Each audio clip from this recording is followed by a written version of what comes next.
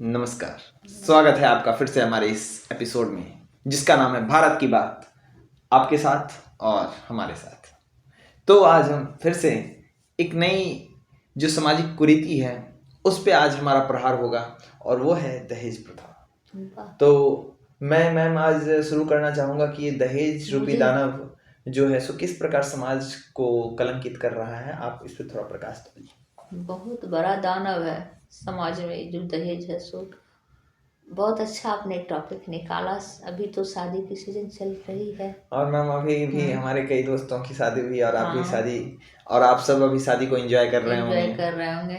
लेकिन इस एंजॉयमेंट में मैम मैंने देखा है कि शादियों में जिस प्रकार भोजन की बर्बादी होती है बहुत ज़्यादा, और जिस प्रकार लोग पंडालों पर खर्च करते हैं एक दिन के लिए, एक शाम के लिए पंडालों पर इतना खर्च, क्या ये जायज़ है? ये इस पर आप थोड़ा हमारे व्यूअर्स को बताएं। क्या कहा जाए, अब आदमी तो इसी जितने जो इधर फेंके जिधर बर्बाद कर दिए, लेकिन यही है उसमें उसके लिए कोई गम नहीं। लेकिन वहीं पर कोई गरीब ऐसा है, किसी को कोई बीमार है, उसको कोई देना नहीं चाहिए। वही वो तिलक और समाज में तो बहुत तिलक और दहेज में 1 रुपया छोड़ने के लिए तैयार नहीं है, लेकिन वो अगर शादी में इतना बर्बाद कर देंगे। हाँ, और ये सारा नुकसान किसको सहना पड़ रहा है? बेटी वालों को सहना पड़ रहा है। एक दहेज दीजिए 100 अलग, शादी में खर्चा कीजिए, लोगों को खिलाइए पिलाइए 100 अलग। लेकिन लड़की वाले भी कहाँ मान रहे हैं। अगर लड़की वाले को लड़का है तो फिर वही हाल। अगर हम औरत की है दिन, हम औरत अगर दहेज लेना नहीं चाहे तो जेंट्स को उतनी नहीं रहती है, महिलाएं को ज़्यादा रहता है दहेज लेने का। फिर अपने लड़की को देने में हिचक जाती हैं, और वही लड़का है तो फिर लेने में उनकी बहुत आनंद आता है। अब मैम बात है, कुछ लोग ऐसा कहते हैं कि देखिए अगर मैंने बेटी में दहेज दी है तो मैं बेटा में कैसे नहीं दूंगा, मुझे बेटी में देना पड़ा है। क्या इस व्यवस्था का कुछ निदान नहीं है मैम? ये बात हम कहते चले जाएंगे तो कोई छूटे, कभी हटेगा ये? ये तो बिल्कुल ऐसा है कि ये जब तक नहीं हटेगा, जब तक सामने वाला जिसको दिया जाए वो ये ना कह दे कि मुझे नहीं चाहिए, तब तक तो ये नहीं हटेगा। बिल्कुल। अब हम खुद कह दें हमारे पास लड़का तो हम कह दें हमें दहेज नहीं चाहिए, हमें लड़की चाहिए, सही लड़की, बस हो गया। तो हमने उठेगा। अब हम कहेंगे हम लड़की को दिए हैं, लड़का में लेना है, तो फिर तो लेना ही लेना है, तो फिर देने में हिचकिए मत, देते रहिए। वही, अब जो जिसने पहले बेटी ऐसा वो कर भी सकते हैं जिनको पहले बेटे की शादी करनी है, तो वो बाद में ऐसा कहेंगे कि ठीक है अभी हम नहीं लिए, तो या बेटी की शादी में ऐसा सिचुएशन है तो अब जो पहले बेटी की शादी में दहेज दे चुके हैं वो तो कहते हैं बेटा में हमें वही वसूलना है। क्या अब पहले लड़के अगर शादी कर लेते तो क्या नहीं कहेंगे हमारी लड़की को लेगा कि छोड़ देगा कोई? तो इसमें क्या आपको ऐसा नहीं लगता है मैम कि उसी सेम परिवार में जिसमें एक बेटा बेटी है और इधर भी एक बेटा बेटी है, वो क्या करेंगे कि वो अपनी बेटी की शादी इधर के बेटे से कर दें और इधर वाली बेटी की शादी अपने बेटे से? ऐसा पहले होता था। तो इस चीज को शुरू करना चाहिए मैम। अच्छी बात है वो, क्यों नहीं? इससे बेहतर व्यवस्था और क्या होगी, और 2 घर में कभी फूट भी नहीं पड़ेगा। दोनों घर अगर परिचित हैं तो सब कुछ देखा सुना भी है, ये तो बहुत अच्छा है। मेरे राय में तो ये एक पहला विधि है, जैसे और कई तरीके होंगे जिस पर हम चर्चा करेंगे। नाम भी दिया जाता था उसको, गोलट। मतलब ये देखिए शादी विवाह की एक, तो देखिए मित्रों ये एक अच्छा, मुझे तो ये अच्छी व्यवस्था लग रही है। अच्छी लगे ना? हाँ, कि अगर आप जहाँ शादी कर रहे हैं वहाँ मान लीजिए कि वहाँ भी एक बेटा एक बेटी है और आपके भी फैमिली में एक बेटा एक बेटी है, तो आप अपने बेटे की शादी उनकी बेटी से करा दीजिए और उनके बेटे की शादी अपनी बेटी से करा दीजिए। ना आप उधर से उधर तिलक दीजिए, ना उधर से उधर दहेज देंगे, और इस तरीके से ही इसको समाप्त किया जाए। समाप्त हो जाए तो बहुत अच्छा है। लेकिन इनको क्या है कि पैसे वाले इसमें नहीं, जो गरीब है बेचारे वैसे कर लेते हैं वो, तो वो बहुत अच्छा, उनको समाज में प्रतिष्ठित होना चाहिए और सरकार को उनको पुरस्कार देना चाहिए। लोग देखता है दृष्टि से देखता है। मैम जब लोग फटा हुआ जींस आज पहन के अपने आप को गौरवान्वित महसूस कर रहे हैं, तो ये समाज के सुधार तो अच्छी बात है। आगे बढ़ना है, तो हमने दहेज नहीं लिया, उसको तो गर्व से गर्व होना चाहिए और सरकार को ऐसे युवाओं को अलग से प्रोत्साहन राशि या उनको सरकारी नौकरी में 10% रिजर्वेशन ऐसा करना चाहिए कि जिन्होंने दहेज नहीं लिया है वो लड़की और लड़के की तरफ से सर्टिफिकेट जारी हो और ये वाले लोगों को नौकरी में रिजर्वेशन मिले। ये तो बहुत अच्छी बात आपने कहा कि सरकार को बिल्कुल ध्यान देनी चाहिए, तभी दहेज को कुछ दहेज रूपी दानव को खत्म करने का तरीका, जब तक सरकार के केवल ये कहने से दहेज लेना देना कानूनन अपराध, ये सब केवल कुछ नहीं हो सकता। सरकार खुद टैक्स लेने में क्या कहीं पीछे हट रही है? जी नहीं। सरकार गरीब हो या अमीर हो, टैक्स तो सबसे ले रही सबसे है। टैक्स ले रही। सरकार आपके एजुकेशन पे टैक्स लगा चुकी है, वो तो वहां से पीछे नहीं हट रही, लेकिन कहीं दहेज लेना और देना ये अपराध है, क्योंकि सरकार को उसमें कोई टैक्स नहीं मिल पाता नहीं है। मिलता, इसलिए अगर उसमें भी उसको अगर कहा जाए कि दहेज आप दीजिए लीजिए, लेकिन उसमें हमको टैक्स दीजिए, फिर देखिए सरकार ये कभी नहीं कहेगी कि देना लेना पाप है। तो ऐसे केवल भाटालू काम करने से काम नहीं चलेगी, और मैं तो कब से इन सरकार का विरोध हूं। को तो बहुत ध्यान देना चाहिए। दहेज के कांड देखिए, हमारी बेटियां की क्या हाल होती है, दहेज की लालच वाले क्या करते हैं, कितने जगह ऐसा सुने होंगे आप। जी हाँ, बोलिए मैम। आग लगा दी जाती है तो बिल्कुल, प्रताड़ित की प्रताड़ना जाती है, झेलनी पड़ती है, तो और फिर अंत तलाक दे दी जाती है। ये सब कुरीति सारा दहेज का है, और इसके लिए कोई कड़ा शासन अभी है और नहीं। इसी कुरीति मैम एक से अधिक विवाह का भी यही कारण है कि लोग दहेज के चलते कई विवाह कर लेते हैं, एक को हटा दिया, को मार दिया, दूसरे को ले लिया, फिर दहेज ले लिया, लालची सब। ये दहेज के लिए एक व्यक्ति कई शादियां कर रहे हैं ताकि उनको दहेज मिल जाए। बहुत सोचनीय है, ये बहुत गंभीर है, हमारे समाज के लिए बहुत बड़ा कलंक है ये दहेज। मैंने कई बार सोचा, मुझे ये आदमी के समाज में लोग इसको नहीं चेंज कर पाएंगे, क्योंकि ये ऐसा मामला है कि जो इसको छोड़ना चाहते हैं वो एक तरफ से पकड़ना चाहते हैं, तो ये कभी समाज से खत्म होगा ही नहीं। ये ऐसा चक्र चल चुका है दुष्चक्र कि ये खत्म नहीं होगा।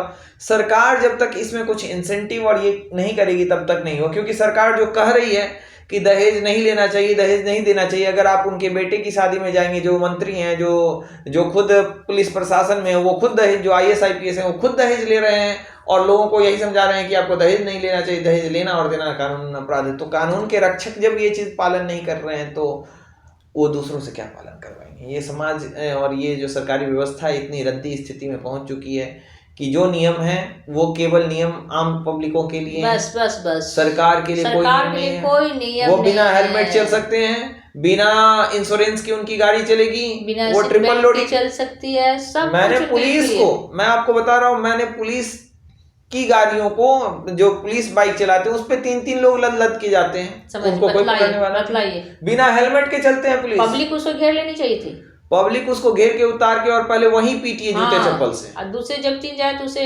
वसूली करते हैं, उससे वसूली करते हैं। उनको उनके जीवन से कुछ लेना देना नहीं डालते हैं।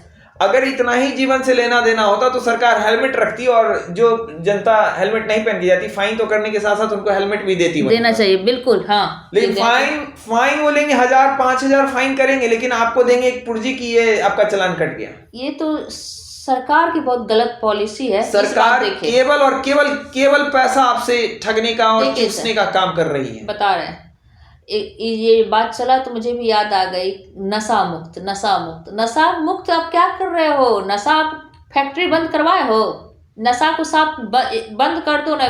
यहाँ से इतने जा रही, इतने पैसे इधर जा रही, नशा, झूठ नशा बंद है, तर से और पैसे सब कमा रहा है। ये तो मैम बिहार में मत खाओ, पुड़िया जो बेचता है गुटखा मत खाओ, गुटखा अच्छा बिक रहा है, तो आप फैक्ट्री बंद कर दिए गुटखे को? नहीं किया, तो क्या किया? उससे मिल रहा है, सिगरेट से सरकार को राजस्व मिल रहा है, वो क्यों बंद करेगी? और बिहार में जो शराबबंदी के नाम पर जो वोट लेके नीतीश कुमार आ गए, महिलाओं से वोट ले लिया कि शराबबंदी हम करवाएं महिलाओं के लिए, और महिलाओं का वोट उन्होंने लिया। और अभी शराब इतना आसान हो गया कि घर तक पहुंचाए जाते हैं शराब। पहले तो ये सुविधा नहीं थी, अब होम डिलीवरी चल रही है शराबों की। अब आपको जहां पे दिख नहीं रहा है, अंधे हो गया क्या? सरकार को पीछे से पैसा पहुंच रहा है, वो तो केवल कहने के लिए होता है कि मैंने बंदी कराई। हर जगह मिल रही है शराब। देखिए ऐसा गलत बना, और हमने कई बार न्यूज में देखा है कि खुद थाने में जो शराब रखी जाती है पकड़ा के, वो थाने से बिक रही है, और जब ये इंस्पेक्शन होता है, अगर मान लीजिए थानेदार ने ऊपर पैसा नहीं पहुंचाया तो ऊपर वाले पूछते हैं ये जो इतना कार्टून शराब था वो क्या हुआ, तो वो कहते हैं चूहे पी गए। छी। ये स्थिति चल रही है, ये हमें जानकारी कुछ लोग देते हैं कि ऐसा तो है। जब मैं किसी को कहता हूं कि शराब बंदी है, आप क्यों ऐसा कर रहे हैं, तो वो कहते हैं कि सरकार ही इसमें सम्मिलित है, सरकार के प्रशासन इसमें मिले हुए हैं। अब ये कितना सत्य है ये तो अब आप ही जानते हैं कि शराब कैसे नहीं चल रही। अभी शादी विवाह का सीजन है, अभी शादी विवाह का सीजन, और हम हर शादी में देख रहे हैं कि शराब चल रही है। तो ये चीजें सरकार केवल आपसे पैसा, पटाखे के लिए प्रदूषण हो रहा है, लेकिन पटाखे की फैक्ट्रियां चल रही हैं। बंद कर दे तब समझे कि और सरकार इस पर कर रही मैम है। पटाखे की फैक्ट्री में कोई सेफ्टी नहीं है, पटाखे कोई की फैक्ट्री सेफ्टी चल रही नहीं है, है, अगर कितने मरेंगे तो बार लेबर आग मजदूर लग मरेंगे। गए, लेबर लोग मर गए हैं, इससे कितने सरकार को जले क्या हैं, जाती कुछ है? नहीं, झूठ एक मुआवजा दे देगी, क्या होगा उस मुआवजा से, उस आदमी मैम का? वो भी मुआवजा केवल घोषणा होती है, मेरे भाई रिलेट करेंगे। और सरकार को ये मैं कहना चाहूंगा कि आप मुआवजा की घोषणा कर देते हैं, उसके बाद मुआवजा मिलते रह जाता है, कभी मिलता है या नहीं भी मिलता है नहीं मैम? मिलता, कितनी खाक छानना पड़ता है, ये देखे। ये सब जो सरकार की रवैया है, ये ये धीरे बहुत धीरे गंदा पॉलिसी है। इससे अच्छा देश बिना सरकार के ठीक है। बिल्कुल। हमें सरकार चाहिए ही नहीं। बिल्कुल सरकार मैं नहीं चाहिए। सरकार का पूर्ण रूप से इस चैनल से विरोध करता हूं। ये देश को सरकार नहीं चाहिए। लोग खुद से अपना काम जब कर ही रहे हैं तो सरकार केवल उनसे पैसा कोई लेने का सेफ्टी काम कर रही है। नहीं, कोई कुछ नहीं, सिर्फ कहा सारे कहा कहना है, बस कहा कोई हो गया। सेफ्टी है? आज अगर रास्ते में चलते हुए आपका कोई चीज छिन जाता है तो कुछ आपकी नहीं। बात कोई सुनने वाला है? कोई नहीं। अगर आप बड़े आदमी हैं तो आपके लिए थाना पुलिस सब सब है। है, सब है। तो बड़े आदमी के साथ घटनाएं होती कहाँ हैं? लेकिन अगर आप कमजोर हैं, लाचार हैं, तो आपके साथ अत्याचार हो क्यों? गया और आपके साथ सरकार भी नहीं है। क्यों हम कमजोर हैं? हम ही ने तुम्हें बड़ा बनाया। बिल्कुल। तब हम मेरे लिए कुछ नहीं, आपके लिए इतने सारे क्यों? ये सारी की सारी युवा जो है हमारी, उनको जागृत होना पड़ेगा और उनको एक स्वर में कहना पड़ेगा कि हमें अब ना पीएम चाहिए ना सीएम चाहिए, कुछ नहीं चाहिए, हमें कुछ नहीं चाहिए। हमारे देश में हमारे युवा सब लोग अपनी अपनी मंडली बनाएं और अपने हिसाब से प्रशासन का व्यवस्था एक दूसरे को सौंपे, जिसमें उनका एक एज लिमिट हो, एक टाइम लिमिट हो कि इतने पीरियड तक ये चीजों को संभालेंगे। ये कोई सरकारी व्यवस्था नहीं होगी, ये सारी की सारी तंत्र हमें लूटने के लिए आई हुई है। खाली लूटने। ब्रिटिश शासन चली गई, उससे ज्यादा ब्रिटिश शासन चल रहा है अभी। ब्रिटिश ने तो हमारा धन, वो तो बाहरी थे तब लूट के ले गए, लेकिन ये हमारे जितने भी राजनेता हैं, जितने भी हमारे अफसर हैं, चाहे आईएएस हो या आईपीएस हो या जितने भी आपके थाना अध्यक्ष हैं, ये सारे के सारे लोग देश के होते हुए देश का पैसा विदेशों में जमा कर रहे हैं, विदेशों में प्रॉपर्टी बना रहे हैं और यहाँ के लोग भूखे मर रहे हैं। भूखे मर रहे हैं। बात तो इतना तक है कि जब तक ब्रिटिश थी तो भाई चल रहा था, यहाँ तो ये सरकार तो वो भी नहीं देख रहा है। कुछ लिया तो कुछ बनाया भी, लेकिन यहाँ बनाना तो दूर गया, खाली लेना सिखाया है यहाँ की सरकार को। खाली ले दीजिए किसी को, कोई क्या क्या सही आश्रम क्या दिलवा रहे, क्या अच्छा स्वास्थ्य केंद्र है, क्या ये अच्छी स्कूल है तो अच्छी स्कूल। और क्या आपको क्या लगता है कि आपको स्कूल और स्वास्थ्य केंद्र में फ्री चिकित्सा मिल रही है? तो अगर आप ऐसा जानते हो तो आप मूर्ख हैं। मैं ये शब्द का प्रयोग करूंगा, आपको शायद दुख हो। आपको एक चीज फ्री नहीं मिल रही। आप टूथपेस्ट खरीद के लाते हैं, उस पर भी आपको टैक्स भरना पड़ता है। आप एक 2 रुपए की पेंसिल और 5 रुपए की पेंसिल जो खरीद के लाते हैं, सुई और सिंदूर तक जो खरीद के लाते हैं हम अपनी माता बहनों के लिए, उस पर भी टैक्स लगा हुआ है। बच्चों की सिलेटों पर टैक्स है, चौक पेंसिल पर टैक्स है। और आप जो जमीन खरीदते हैं, उस जमीन का जो आप टैक्स देते हैं, वो सारे में वो इंक्लूड होता है। रोड टैक्स होती है, आपके सड़क का टैक्स, या फिर रोड पर चल रहे हो भी फ्री नहीं चल रहे हैं। कुछ आप फ्री नहीं चल रहे हैं। आप जो भी सामान खरीदिए, आप जाइए, आप बाइक ही खरीदते हैं तो बाइक खरीदने पर सरकार को कितना लाभ है देखिए। आप उसका इंश्योरेंस बार बार कराइए। किस लिए इंश्योरेंस कराएंगे हम जी? घर में आप बाइक रखे रहिए, लेकिन इंश्योरेंस नहीं है तो आपको फाइन कर दिया जाएगा। मतलब ये पैसा कमाने का कौन सा जरिया सरकार सीखते जा रही है? ये भी नहीं देखता कि कौन पैसा देने वाला है, किसके पास नहीं है। इसकी भी दया धर्म नहीं है सरकार के पास। तो क्या ये सरकार है? केवल और केवल सरकार पैसा चूसने के लिए गद्दियों पर बैठी हुई है। सरकार से एक काम नहीं हो रहा है। एक काम आप बता दीजिए ढंग का जो हो रहा हो। सारा का सारा आपका ही पैसा, मेरे ही पैसा से वो लोग काम कर रहे हैं, वो अपना घर भर रहे हैं और हमें ही कुछ नहीं मिल रहा है। नाते रिश्ते रिलेशन अपने को बना रहे हैं। अब देखिए हमारे जीतन राम मांझी बने तो उन्होंने अपने पूरे घर वाले को, खानदान को ही पूरा का पूरा खानदान को बैठा दिया। ये हमारे रामविलास पासवान बैठे तो अपने घर के बेटे को, इनको लालू यादव बैठे तो अपने बेटियों सबको। अरे बाकी लोग खत्म हो गए क्या नीतीश सर क्या नहीं जानते हैं? ये भी अपने बेटे को लेकर घूम रहे हैं। अब जो भी ऐसा कर रहे हैं, इन सबको गाड़ी से उतारिए और इनको घेरिए। अब पूछिए कि केवल आप ही का खानदानी अधिकार है तो फिर डेमोक्रेसी किस बात की? तो देखिए, मैं ये पूछना चाहता हूं कि लोकतंत्र और प्रजातंत्र का क्या मतलब हो गया जब राजशाही कहाँ खत्म हुई? पिता का पुत्र ही अगर आके उत्तराधिकारी बनेगा तो फिर राजशाही खत्म कैसे हुई? ये तो वही चल रहा है सब। फिर इसको डेमोक्रेसी क्या करते हैं? और ये जो राहुल गांधी, मैं क्या बोलूं, मुझे उनके लिए कोई भी खराब शब्द डिक्शनरी में नहीं मिलता है। युवाओं पर कलंक है वो व्यक्ति, युवा पर कलंक है। उस मूर्ख को संविधान में कितने आर्टिकल है नहीं पता होगा, संविधान कब बनी नहीं पता होगा, डेमोक्रेसी क्या होती है नहीं पता होगा, और वो किताब लेके घूमते रहता है। संविधान का अपमान है ये, और मैं उनको कहना चाहूंगा कि ऐसा अपमानित कार्य करना बंद करें।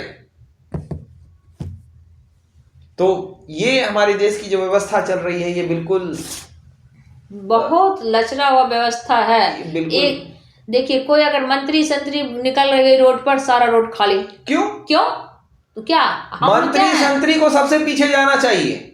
बाकी आप कितने भी इमरजेंसी में, आप एग्जाम देने जा रहे हो, एग्जाम देने जा रहे हैं, या कोई बीमार पेशेंट लेके जा रहे हैं, आप जाम में फंस जाइए, वो गाड़ी उसके लिए खाली होगा। ये कहाँ के नियम है भाई? ब्रिटिश शासन से ही बढ़ गई। मैं पूछना चाहता हूँ, अगर उनके मिनट का इतना कि वो मिनट इतना जहाँ पहुंचना है उसमें 1 मिनट देरी ना हो, अगर वो इतना मिनट सोचे होते तो 5 साल तो बहुत होता। कहाँ से कहाँ जाती?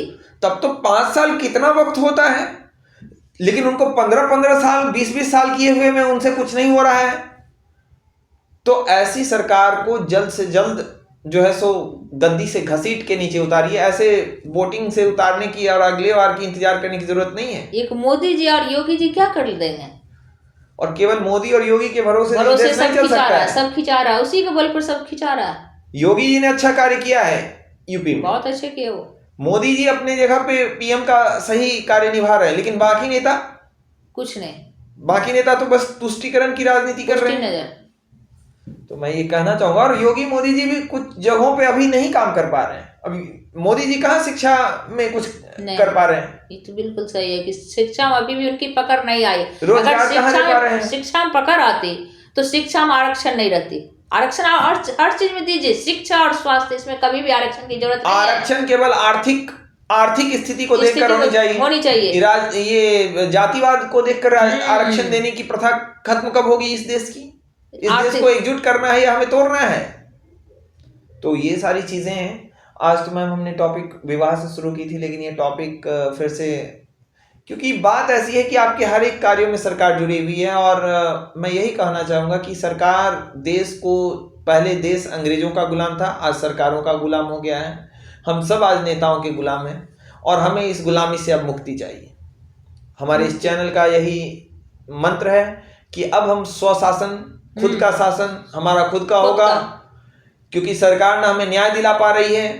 अगर जिस पीड़िता को न्याय मिलने में वर्षों लग जा रहे हैं, हाँ, कोलकाता की बात, तो अगर ऐसे न्याय से क्या लाभ?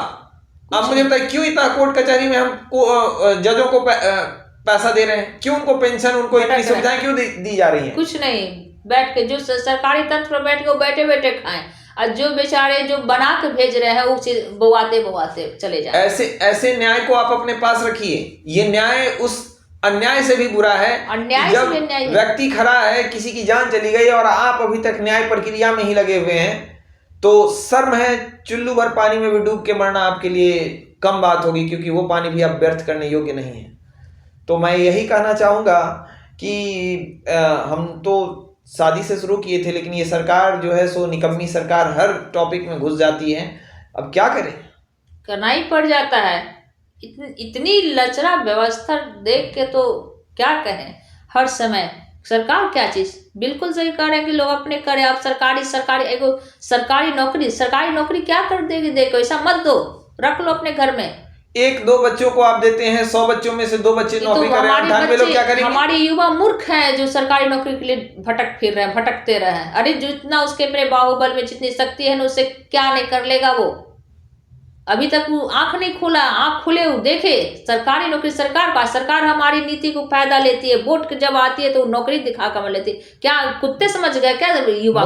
नौकरी को वो ऐसा समझ रहे हैं जैसे कुत्ते के सामने हम टुकड़ा दे रहे हैं, वैसे वो उसमें 50-100 युवा है तो उसमें आप 5 को दे रहे हैं, और 95 कहाँ जाएगी? 5 को दे रहे हैं, उस 5 में 2 ही है सही तरीके से, बाकी 3 लोग से पैसा ले रहे हैं, और उसमें भी आरक्षण। अरे शिक्षा, स्वास्थ्य, ये सब में देख के दो आरक्षण। इसमें अगर देते हो तो क्या बच्चे को शिक्षा देगा? आप तो सारा को जान शोध रहे हो। सरकार पर तो इस बहुत बड़ी कलंक है। ये कलंक नहीं, सारे बच्चे को आप सही टीचर नहीं देंगे तो बच्चे सही नहीं होंगे। मैं कहना चाहूंगा जितने भी लॉ के विद्यार्थी केवल लॉ की डिग्री घर में मत रखें, सरकार पर केस करें कि अगर कहीं किसी भी अस्पताल में किसी पेशेंट की जान जाती है सरकारी अस्पतालों में, या उनके पेट में कैंची या कुछ भी छूटता है, तो इसकी जवाबदेही सरकार को लेनी होगी। और सरकार को मुआवजा केवल उस व्यक्ति को नहीं देना होगा, उसके आने वाली कई पीढ़ी तक उनको मुआवजा देना होगा और इस बात को बताना होगा क्यों ऐसी चूक हो रही है।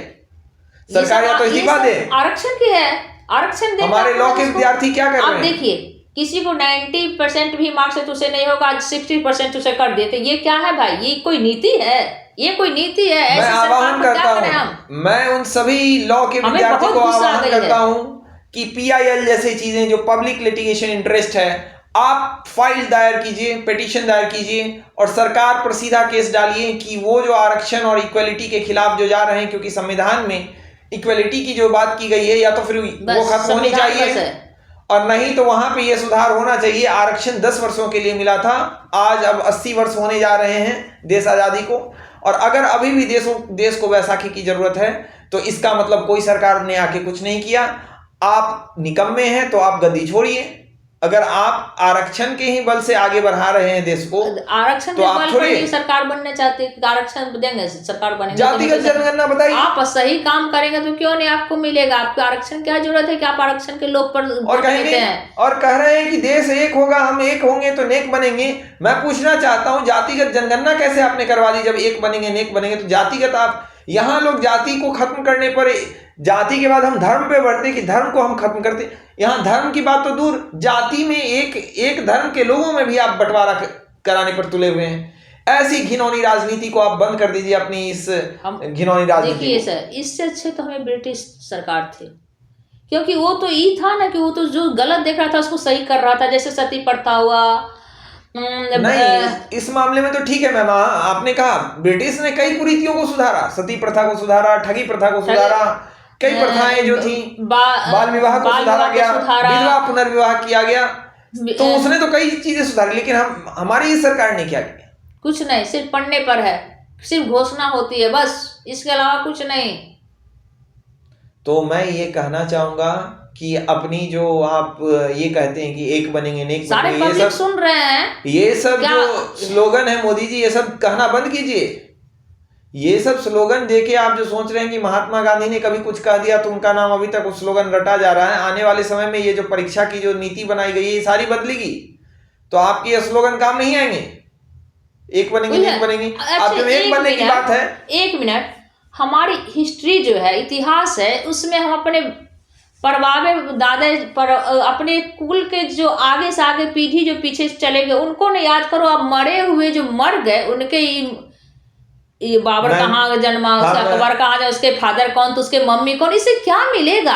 सरकार को इतनी दिमाग नहीं अभी तक देश को सुधारे हिस्ट्री को। मैम, इसके लिए हम अपनी नेक्स्ट वीडियो में इस पे बात करेंगे कि परीक्षा की जो व्यवस्था चल रही है, अगर सरकारी व्यवस्था कितनी गलत है कि हम उसे रट के क्या मिलेगा, उससे क्या ज्ञान मिल जाएगा? हम पूछना चाहते हैं मोदी जी से। हम इस पर अपना अगला वीडियो लाएंगे या नीतीश सरकार से पूछना चाहते हैं, जिसमें हम सरकार से ये सवाल करेंगे कि आखिर वो जो तरीका है चयन का, वो प्रक्रिया किस हद तक सही है या गलत है।